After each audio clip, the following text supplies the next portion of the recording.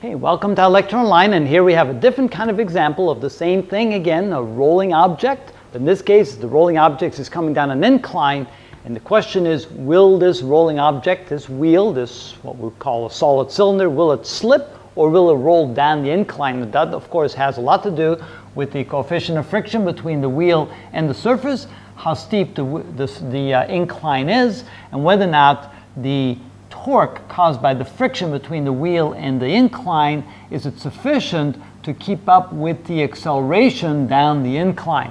All right, so let's see how we would do something like this, how we'd figure that out. Well, first of all, let's draw all the vectors of all the forces acting on the wheel. We have the mg coming down. So let's go like this. So we have the mg, the weight of the wheel caused by gravity, and of course we can divide that into its vertical and or perpendicular and the parallel components. So the perpendicular component right here would be mg cosine of theta. This angle right here, theta, is the same angle as this angle right there. And again, the way we can tell that is that this line right here is perpendicular to this line, and this line here is perpendicular to this line. So therefore, the angle between those two lines must equal the angle between those two lines. So therefore, that is theta. And since that's the adjacent side to the hypotenuse, we can say that's mg cosine theta. And this would then be mg sine theta, mg times the sine of theta. Now, the mg sine theta, that's the force that is pulling the wheel down the incline. And then we have mg cosine theta, which is pushing the wheel against the incline. And that, of course, causes the friction force. Remember, if there's no friction between the wheel and the surface here, the incline, then the wheel would simply slide down the surface and it would not rotate. If there is a friction there between the wheel and the surface, which there must be because the coefficient of friction is 0.4, then the wheel will actually rotate like this, which means there's a friction force in this direction. And the friction force can be defined as the normal force times mu, and of course the normal force, which is the force of the incline pushing back against the wheel, which must be equal to the mg cosine theta. So normal force equals mg cosine theta, which means the friction force must therefore be equal to mg cosine theta times mu. And that's the friction force pushing upward. All right, now that we have that, we now need two equations. The first equation we need is F equals ma, because that will govern or determine the acceleration of the rolling wheel, the rolling cylinder coming down the incline. And we also need the equation torque equals I times alpha, because that will govern the torque causing the wheel to rotate. And the way we can look at it is, if the torque is sufficient to make the wheel rotate fast enough or accelerate fast enough so that it can keep up to the translational motion, the wheel will not slip.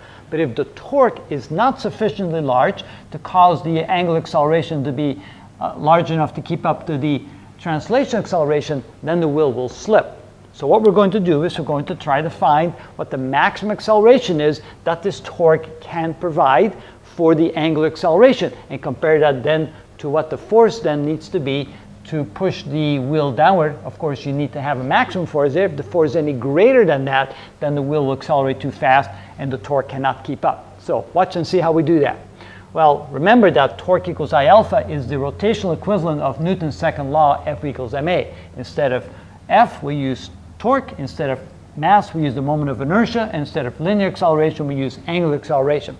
Remember, the equation for torque is equal to the force times the perpendicular distance from the point of rotation to the line of action of the force. That would be the radius of the wheel. And so therefore, we can say that would be the force friction times the radius, that's the torque provided to make the wheel rotate, and that's equal to the moment of inertia of a solid disc. That would be 1/2 mr squared. And alpha, the angular acceleration, can be found by saying that the linear acceleration is equal to r times alpha. Therefore, alpha is equal to a divided by r, and we can write that instead of alpha, we can write a divided by r.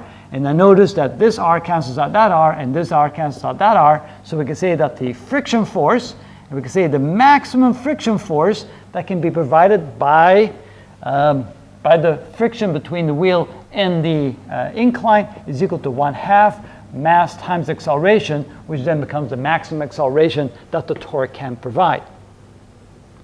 All right, now we go back to F equals ma, and the force that will pull the the wheel downward would be mg sine theta. That would be mg sine theta minus the friction force, which would then, of course, push in the opposite direction, and that equals mass times acceleration.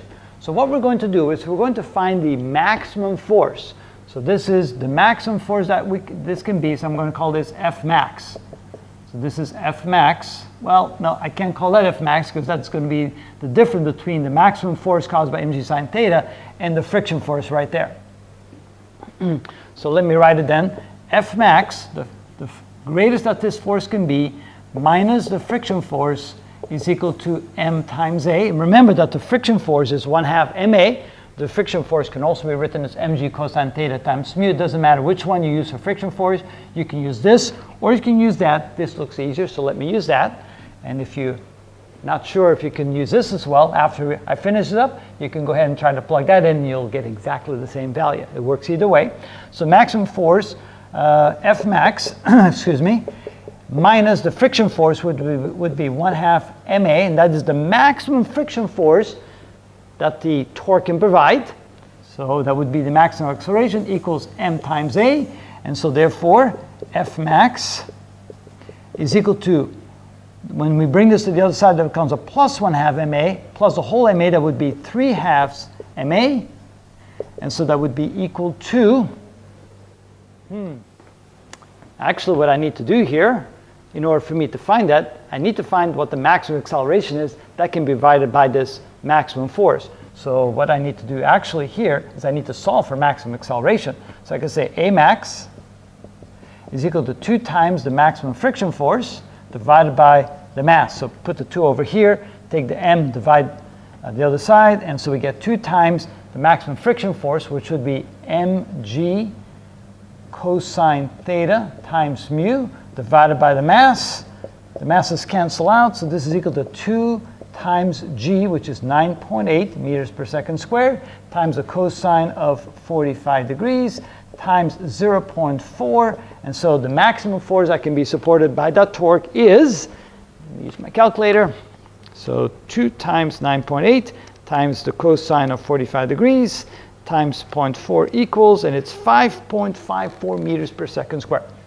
So 5.54 meters per second squared. So now that we have that, we can plug that into my maximum acceleration there to find the maximum force by which I can pull down on the wheel to keep it from slipping. So that would be 3/2 times the mass times 5.54. And so it would be times 4 times 3 divided by 2 equals, and it's 33.3 newtons. All right, if I pull on this wheel with a force greater than 33.3 newtons, the force will be too large for the torque to keep up and the wheel will begin to slip. Now, how big is this force? Is this force greater than the maximum force allowed or less than the maximum force allowed? If it's less, the wheel will not slip. If it's larger, then the wheel will slip. So let's find out. Mg sine theta is equal to question mark. So mg sine theta is equal to the mass times g, which is 9.8, times the sine of 45 degrees. And let's see what we get here. 4 times 9.8 times 45 sine equals, and it's 27.7 newtons. That would be the force caused by mg sine theta. Since that force is smaller than this force, we can conclude the wheel will not slip. The answer therefore is no. The wheel will not slip because mg sine theta, the force causing the acceleration, will be smaller than the maximum force that can be applied before the wheel begins to slip. And so the answer is the wheel will not slip. All right, so that's our example for an inclined plane like that, have a rolling object on the inclined plane. On the next example, we're going to calculate what the actual acceleration will be. It's a little bit more difficult, so if you want to find out how to calculate that, stay tuned for the next video and we'll show you how to actually find the acceleration in a case like this.